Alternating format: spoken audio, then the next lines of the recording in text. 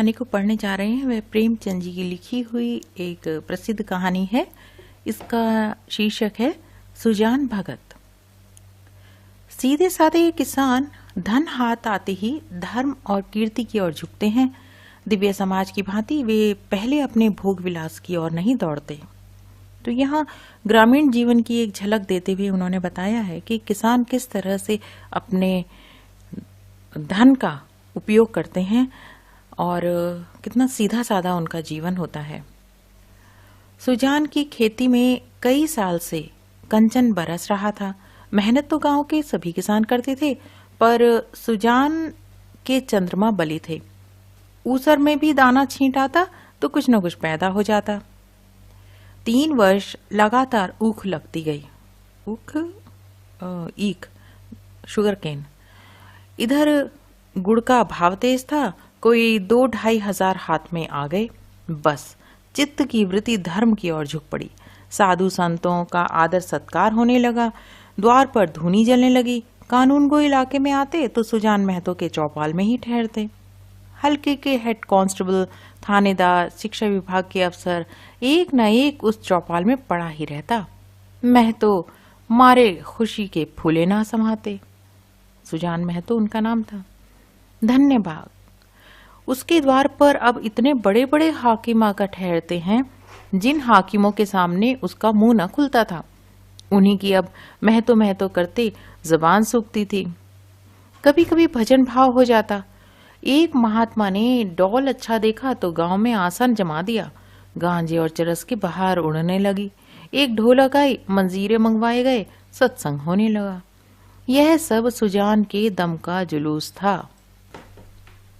घर में सेरों दूध होता, मगर सुजान के कंठ तले एक बूंद भी जाने की कसम थी। अर्थात वह खुद नहीं पीता था। कभी हाकिम लोग चखते, कभी महात्मा लोग। किसान को दूध घी से क्या मतलब, उसे तो बस रोटी और साग चाहिए। सुजान की नम्रता का पारावार न था। सबके सामने सिर झुकाए रहता। कहीं लोग यह ना कहने लगे कि धन पाकर उसे घमंड हो गया है। गांव में कुल 3 कुएं थे। बहुत से खेतों में पानी न पहुंचता था, खेती मारी जाती थी। सुजान ने एक पक्का कुआं बनवा दिया। कुएं का विवाह हुआ, यज्ञ हुआ, ब्रह्म भोज हुआ। जिस दिन पहली बार पुर चला सुजान को मानो चारों पदार्थ मिल गए। जो काम गांव में किसी ने ना किया था वह बाप दादा के पुण्य प्रताप से सुजान ने कर दिखाया। एक दिन गांव में गया के यात्री आकर ठहरे। सुजान ही के द्वार पर उनका भोजन बना। सुजान के मन में भी गया करने की बहुत दिनों से इच्छा थी। यह अच्छा अवसर देखकर वह भी चलने को तैयार हो गया। उसकी स्त्री बुलाकी ने कहा, अभी रहने दो, अगले साल चलेंगे। सुजान ने गंभीर भाव से कहा, अगले साल क्या होगा कौन जानता है। धर्म के काम में मीन में एक निकालना अच्छा नहीं। जिंदगानी का क्या भरोसा। बुलाकी कहती है, हाथ खाली हो जाएगा। सुजान ने कहा, भगवान की इच्छा होगी तो फिर रुपये हो जाएंगे। उनके यहाँ किस बात की कमी है। बुलाकी इसका क्या जवाब देती। सत्कार्य में बाधा डालकर अपनी मुक्ति क्यों बिगाड़ती। प्रातःकाल स्त्री और पुरुष गया करने चले। वहां से लौटे तो यज्ञ और ब्रह्मभोज की ठहरी। सारी बिरादरी निमंत्रित हुई। 11 गांव में सुपारी बटी। इस धूमधाम से कार्य हुआ कि चारों ओर वाहवाही मच गई। सब यही कहते थे, भगवान दे तो दिल भी ऐसा दे। घमंड तो छू नहीं गया था। अपने हाथ से पत्तल उठाता फिरता था। कुल का नाम जगा दिया। बेटा हो तो ऐसा हो। बाप मरा तो घर में भूनी भांग भी नहीं थी। अब लक्ष्मी घुटने तोड़कर आ बैठी है। एक द्वेषी ने कहा, कहीं गड़ा हुआ धन पा गया है। इस पर चारों ओर से उस पर बौछारें पड़ने लगी। हाँ, तुम्हारे बाप दादा जो खजाना छोड़ गए थे यही उसके हाथ लग गया है। अरे भैया, यह धर्म की कमाई है। तुम भी तो छाती फाड़ कर काम करते हो। क्यों नहीं ऐसी ऊख लगती, क्यों ऐसी फसल नहीं होती। भगवान आदमी का दिल देखते हैं, जो खर्च करता है उसी को देते हैं। सुजान भगत हो गए। सुजान भगत के नाम से जाने जाने लगे। भक्तों के आचार विचार और कुछ और होते हैं। वह बिना स्नान किए कुछ खाता नहीं। गंगा जी अगर घर से दूर हो तो वह रोज स्नान करके दोपहर तक घर ना लौट सकता हो। और पर्वों के दिन तो उसे अवश्य ही नहाना चाहिए। भजन भाव उसके घर अवश्य होना चाहिए। पूजा अर्चना उसके लिए अनिवार्य है। खान पान में भी उसे बहुत विचार रखना पड़ता है। सबसे बड़ी बात झूठ का त्याग करना पड़ता है। भगत झूठ नहीं बोल सकता। साधारण मनुष्य को अगर झूठ का दंड 1 मिले तो भगत को 1,00,000 से कम नहीं मिल सकता। अज्ञान की अवस्था में कितने ही अपराध क्षम्य हो जाते हैं। ज्ञानी के लिए क्षमा नहीं है, प्रायश्चित भी नहीं है, यदि है तो बहुत ही कठिन। सुजान को भी अब भक्तों की मर्यादा को निभाना पड़ा। अब तक उसका जीवन मजूर का जीवन था, एक मजदूर के जैसा जीवन जीता था। उसका कोई आदर्श, कोई मर्यादा उसके सामने न थी। अब उसके जीवन में विचार का उदय हुआ। जहां का मार्ग कांटों से भरा हुआ है, स्वार्थ सेवा ही पहले उसके जीवन का लक्ष्य था। इसी कांटे से वह परिस्थितियों को तोलता था। वह अब उन्हें औचित्य के कांटों पर तोलने लगा। यूं कहो कि जड़ जगत से निकलकर उसने चेतन जगत में प्रवेश किया। उसने कुछ लेन देन करना शुरू किया था, पर अब उसे ब्याज लेते हुए आत्मग्लानि सी होती थी। यहाँ तक कि गऊओं को दुहाते समय उसे बछड़ों का भी बहुत ध्यान बना रहता था कि कहीं बछड़ा भूखा ना रह जाए, नहीं तो उसका रुआ दुखी होगा। वह गांव का मुखिया था। कितने ही मुकदमों में उसने झूठी शहादतें बनवाई थी, कितनों से कुछ ले देकर मामले का रफा दफा करा दिया था। अब इन सब व्यापारों से उसे घृणा होती थी। झूठ और प्रपंच से वह कोसों दूर भागता था। पहले उसकी यह चेष्टा होती थी कि मजूरों से जितना काम लिया जा सके ले लो, मजूरी जितनी कम दी जा सके तो। पर अब उसे मजूर के काम की कम, मजूरी की अधिक चिंता रहती थी। कहीं बेचारे मजदूर का रोआ ना दुखी हो जाए। वह उसका वाक्यांश सा हो गया था कि किसी का रोया ना दुखी हो जाए। उसके दोनों जवान बेटे बात बात में उस पर फप्तियां कसते। यहाँ तक कि बुलाकी, जो उसकी पत्नी है, वह भी अब उसे कोरा भगत समझने लगी थी, जिसे घर के भले बुरे से कोई प्रयोजन न था। चेतन जगत में आकर सुजान भगत कोरे भगत ही रह गए। सुजान के हाथों से धीरे धीरे सारे अधिकार छीनने जाने लगे। किस खेत में क्या बोना है, किसको क्या देना है, किसको क्या लेना है, किस भाव क्या चीज बिकी, ऐसी महत्वपूर्ण बातों में भी भगत जी की सलाह नहीं ली जाती थी। भगत जी के पास कोई जाने ही नहीं पाता। दोनों लड़के या स्वयं बुला के दूर से ही मामला तय कर लिया करते। गांव भर में सुजान का मान सम्मान बढ़ता था, अपने घर में घटता था। लड़के उसका सत्कार अब बहुत करते थे। हाथ से चारपाई उठाते देख लपकर खुद उठा लेते, चिलम न भरने देते, यहाँ तक कि उसकी धोती छांटने के लिए भी आग्रह करते थे। मगर अधिकार उसके हाथ में न था। वह अब घर का स्वामी नहीं, मंदिर का देवता था। एक दिन बुला के ओखली में दाल छांट रही थी। एक भिखमंगा द्वार पर आकर चिल्लाने लगा। बुलाकी ने सोचा दाल छांट लूं तो उसे कुछ दे दूं। इतने में बड़ा लड़का भोला आकर बोला, अम्मा, एक महात्मा द्वार पर खड़े गला फाड़ रहे हैं, कुछ दे दो, नहीं तो उनका रोआ दुखी हो जाएगा। बुलाकी ने उपेक्षा के भाव से कहा, भगत के पांव में क्या मेहंदी लगी है, कुछ ले जाकर दे नहीं देते? क्या मेरे 4 हाथ हैं? किस किस का रोआ सुखी करूं? दिन भर तो तांता लगा रहता है। भोला कहता है, चौपट करने पे तुले हैं और क्या। अभी महंगू बेंग देने आया था, हिसाब से 7 मन हुए, तोला तो 6.25 मन ही निकले। मैंने कहा 10 सेर और लो, 10 सेर और ला, तो बैठे बैठे कहते हैं अब इतनी दूर कहाँ जाएगा, भरपाई लिख दो, नहीं तो उसका रोआ दुखी होगा। मैंने भरपाई नहीं लिखी, 10 सेर बाकी लिख दिए। बुलाकी कहती है, बहुत अच्छा किया तुमने, बकने दिया करो, 10-5 दफे मुंह की खा जाएंगे तो आप ही बोलना छोड़ देंगे। भोला कहता है, दिन भर एक न एक खुचड़े निकालते रहते हैं, 100 दफे कह दिया कि तुम घर गृहस्थी के मामले में ना बोला करो, पर इनसे बिना बोले रहा ही नहीं जाता। बुलाकी कहती है, मैं जानती थी इनका यह हाल होगा, तो गुरु मंत्र ना लेने देती। भोला कहता है, भगत क्या हुए कि दीन दुनिया दोनों से गए, सारा दिन पूजा पाठ में उड़ जाता है, अभी ऐसे बूढ़े थोड़ी ना हो गए कि काम ही ना कर सकें। बुलाकी ने आपत्ति की, बोला, यह तुम्हारा कुन्याय है, फावड़ा कुदाल अब उनसे नहीं हो सकता, लेकिन कुछ ना कुछ करते तो रहते ही हैं। पहलों को साना पानी देते हैं, सानी पानी देते हैं, गाय दुहाते हैं, और भी जो कुछ हो सकता है करते हैं। बुलाकी ने सुजान की तरफ दारी करते हुए कहा।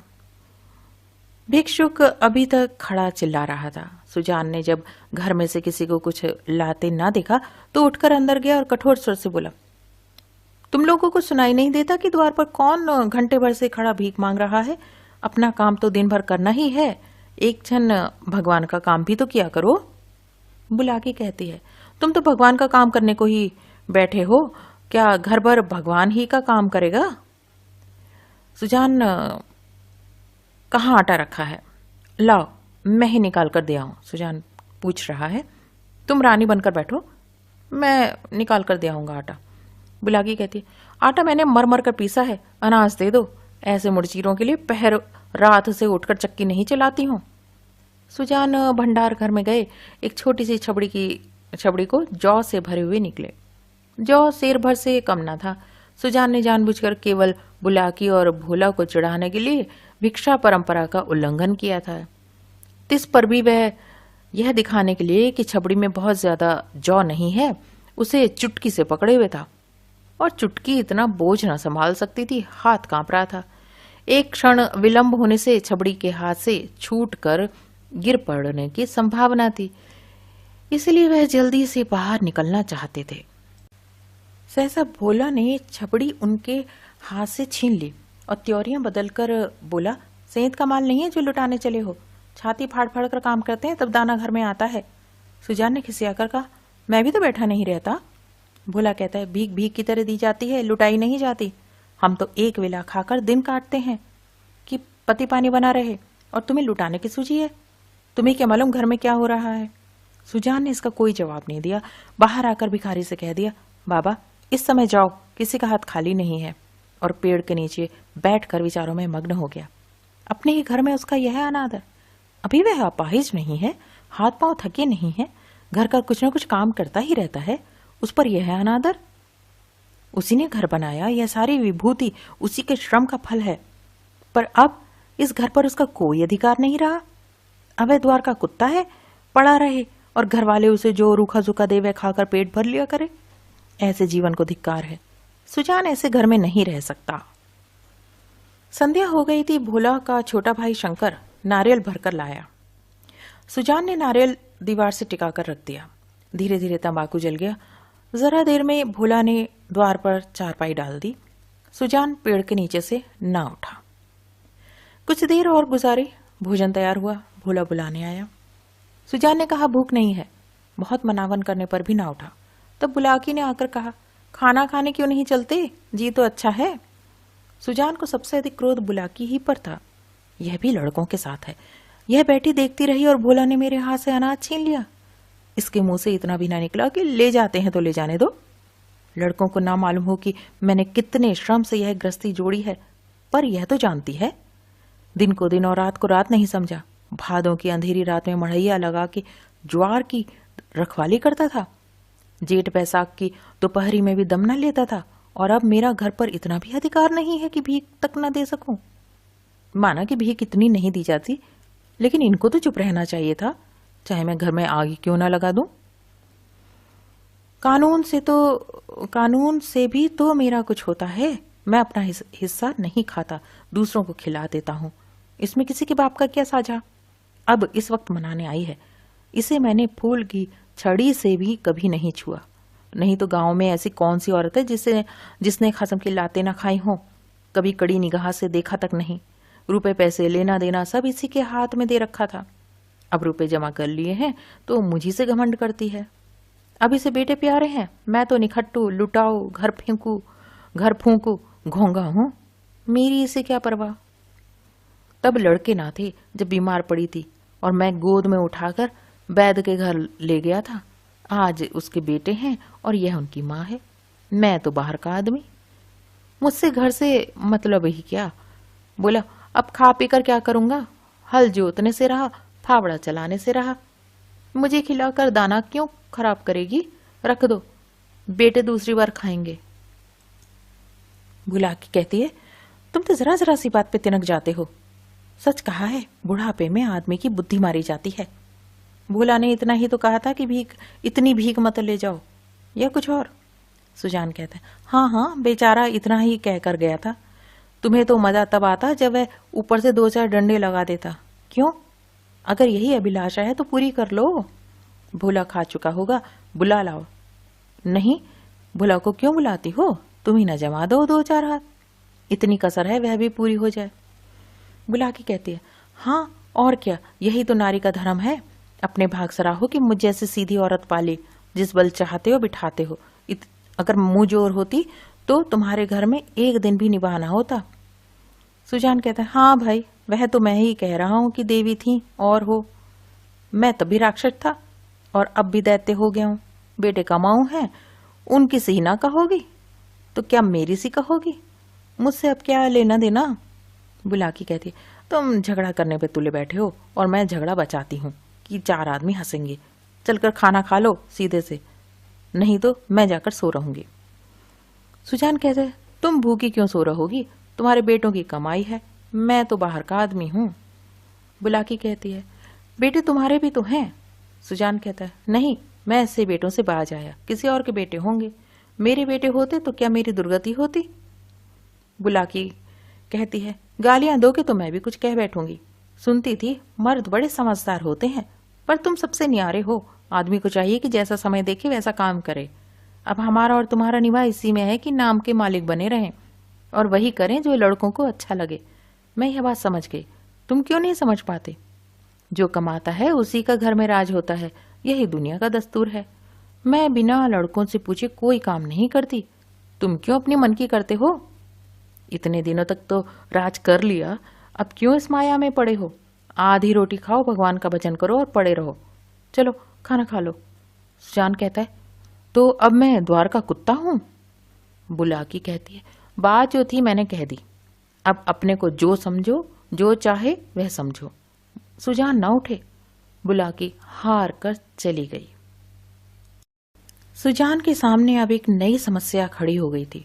वह बहुत दिनों से घर का स्वामी था और अब भी ऐसा ही समझता रहा। परिस्थिति में कितना उलट फेर हो गया था, इसकी उसे खबर ना थी।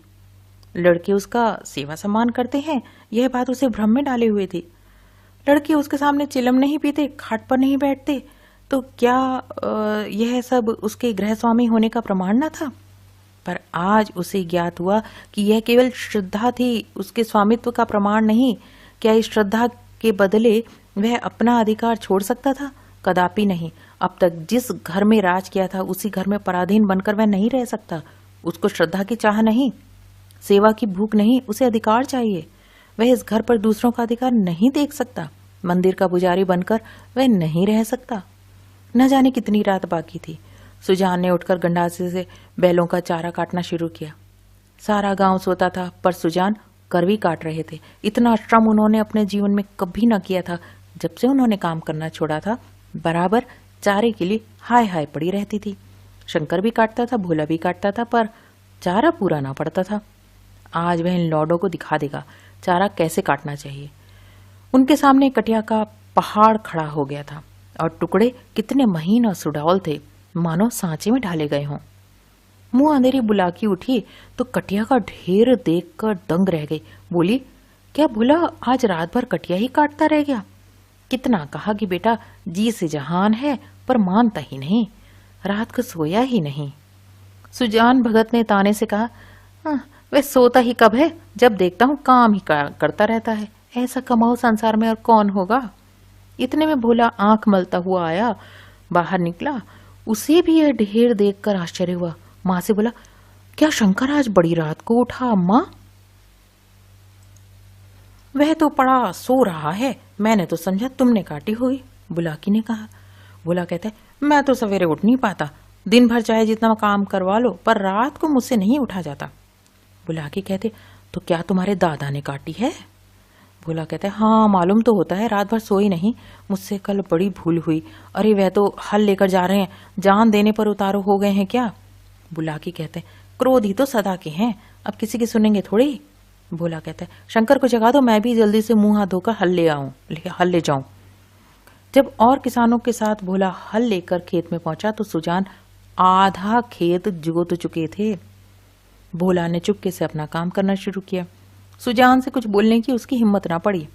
दोपहर हुई, सभी किसानों ने हल छोड़ दिए, पर सुजान भगत अपने काम में मगन है।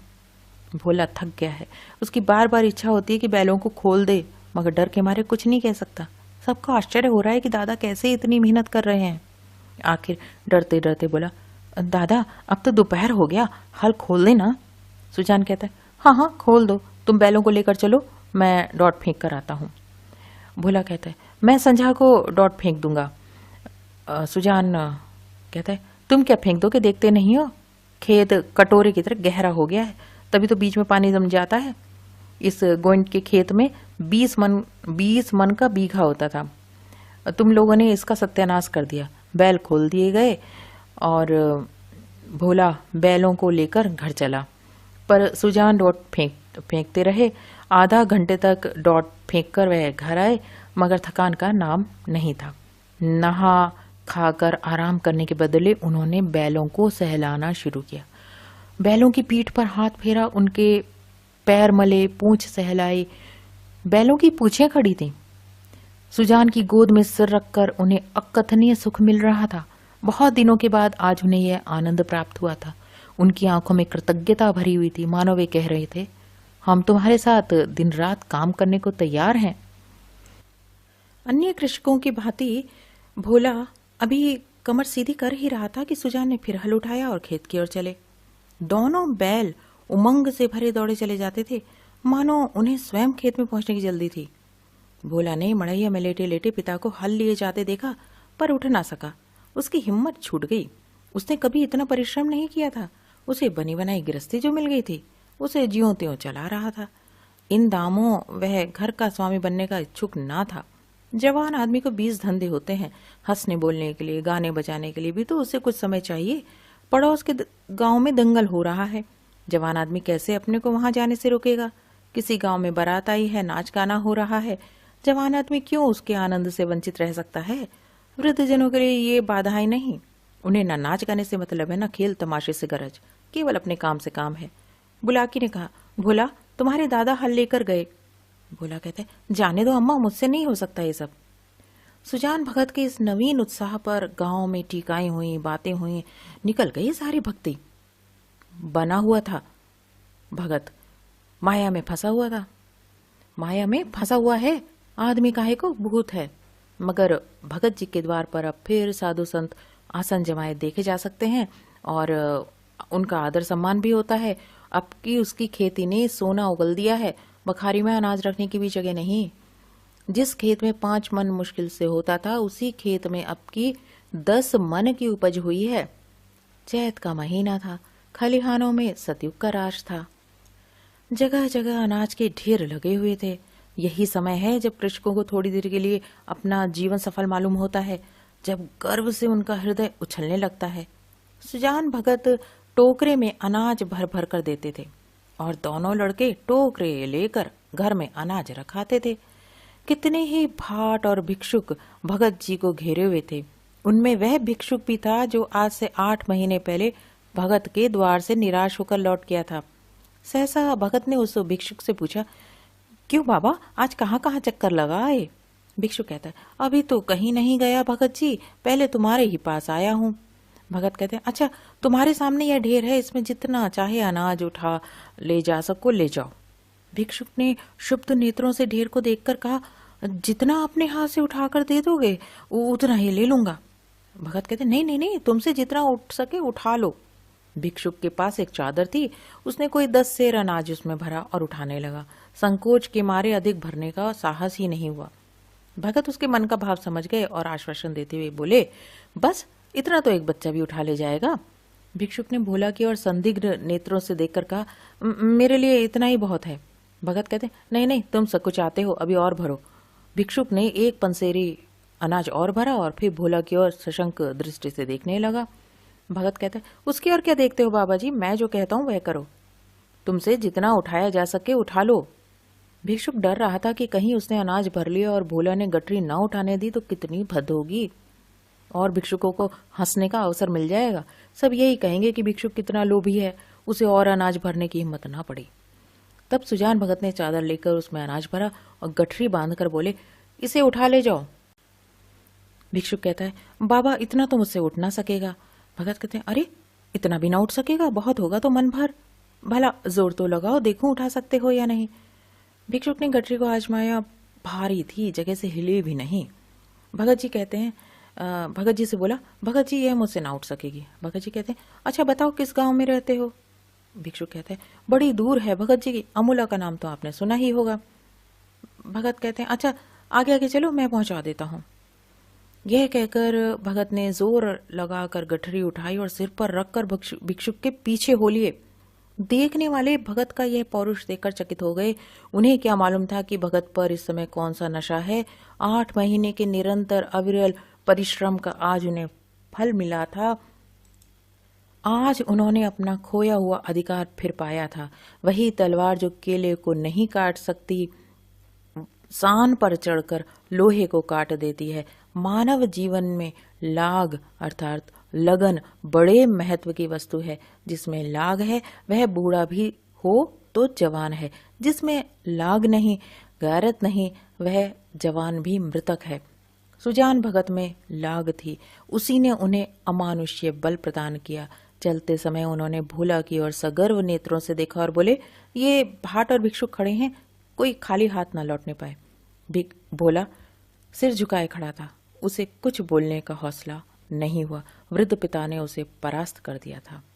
यह थी कहानी सुजान भगत, लेखक प्रेमचंद जी की, और इसे मैं अल्पना वर्मा प्रस्तुत कर रही थी। आशा करती हूँ यह वाचन आपको अच्छा लगा हो।